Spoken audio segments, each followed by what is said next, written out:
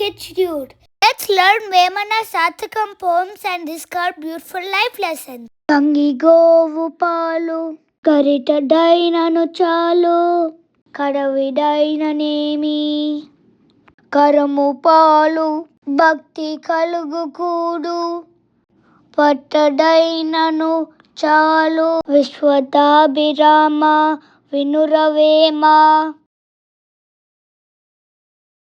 ఈ వేమన పద్యంలో మనస్ఫూర్తిగా చేసే ఏ పనైనా అందరికీ ఎంత సంతృప్తి ఇస్తుందో తెలుసుకుందాం. ఇవాళ కథ చిన్ను లంచ్ బాక్స్ మ్యాజిక్. ఒక అందమైన గ్రామంలో బాలు, చిన్ను అనే ఇద్దరు స్నేహితులు ఉండేవారు. వారు ప్రతిరోజు కలిసి బడికి వెళ్ళేవారు. బాలు చాలా ధనవంతుడు, కానీ చిన్ను పేద కుటుంబానికి చెందినవాడు. వారిద్దరి స్వభావాలు కూడా చాలా వేరుగా ఉండేవి. మధ్యాహ్నం భోజన సమయం కాగానే బాలు తన మెరిసే రంగురంగుల పెద్ద లంచ్ బాక్సును తీసేవాడు. అందులో రకరకాల పిండి వంటలు, ఖరీదైన పండ్లు మరియు స్వీట్లు ఎంతో రుచికరంగా అమర్చి ఉండేవి. కానీ బాలు తన దగ్గర ఉన్న భోజనాన్ని ఎవ్వరికీ పెట్టేవాడు కాదు. ఎవరైనా తన బాక్సు వైపు చూస్తే తన భోజనం ఎక్కడ అయిపోతుందో అన్న భయంతో ఒక మూలను కూర్చొని గబగబా తినేసేవాడు. చిన్ను మాత్రం తన చిన్న స్టీల్ బాక్సును ప్రతిరోజు కేవలం పెరుగన్నం మాత్రమే తెచ్చుకునేవాడు. అది చూడడానికి చాలా సాదాసీదాగా ఉన్న చిన్ను మొహంలో మాత్రం ఎప్పుడూ ఒక అందమైన చిరునవ్వు ఉండేది. చిన్ను తన దగ్గర ఉన్న ఆ కొద్దిపాటి పెరుగన్నాన్ని తన స్నేహితుడి రవితో ఎంతో ప్రేమగా పంచుకునేవాడు. తీసుకో రవి, మా అమ్మ చేసిన పెరుగన్నం చాలా కమ్మగా ఉంటుంది అని తన చేతులతో తినిపించేవాడు.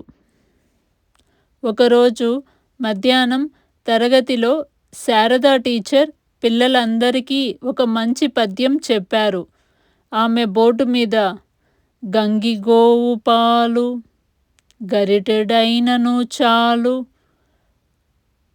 కడివెడైననేమి కరము పాలు అని పెద్ద అక్షరాలతో రాశారు. టీచర్ చిన్ను వైపు చూసి, పిల్లలు, మంచి మనసుతో పెట్టే కొద్దిపాటి ఆహారమైనా అది ఎంతో గొప్పది. అది ఆవు పాలు లాంటిది. పంచుకోలేని కొండంత ఆహారం ఉన్నా అది వ్యర్థం అని వివరించారు. టీచర్ మాటలు విన్న బాలుకి తన ప్రవర్తన గుర్తుకు వచ్చి చాలా సిగ్గుగా అనిపించింది. తన దగ్గర అన్ని రకాల వంటకాలు ఉన్నా చిన్నుకి ఉన్నంత మంచి పేరు, స్నేహితులు తనకు లేరని అతను అర్థం చేసుకున్నాడు. మరుసటి రోజు భోజన సమయంలో బాలు తన బాక్సు తీసుకొని చిన్ను దగ్గరకు వెళ్ళాడు.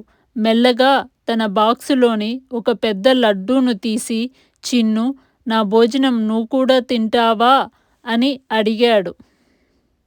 చిన్ను సంతోషంగా లడ్డు తీసుకొని తన పెరుగన్నాన్ని బాలుకి రుచి చూపించాడు. ఇద్దరూ కలిసి భోజనం పంచుకుంటూ కబుర్లు చెప్పుకున్నారు. ప్రేమతో పంచుకోవడంలోని నిజమైన మ్యాజిక్ ఉందని బాలు తెలుసుకున్నాడు. ఈ కథ యొక్క నీతి ఏమిటంటే, మంచి ఆవు పాలు కొన్ని ఉన్నా చాలు, గాడిద పాలు ఎన్ని ఉన్నా ఆవు పాలకు సమానం కావు.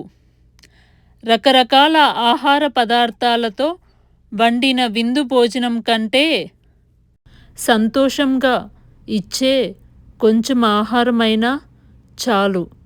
అదే ఈ లంచ్ బాక్స్ మ్యాజిక్ కథ. కొట్టండి టింగ్ టింగ్, కట్టెలు వస్తాయి డింగ్ డింగ్, for more videos. Please share, like, subscribe our channel Kids Dude. Bye bye.